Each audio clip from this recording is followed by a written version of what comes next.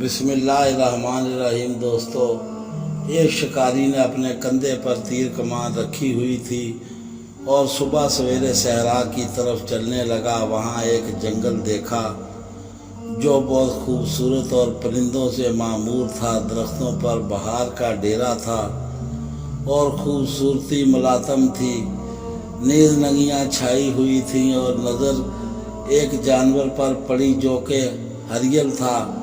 شکاری نے اپنا تیر اس کی طرف کسا اور ابھی چلانے ہی لگا تھا کہ ایک سانپ نے پاؤں پر ڈس دیا۔ اس حالت میں وہ زمین پر گر پڑا اور کہنے لگا، اے اللہ تعالیٰ، انصاف کر۔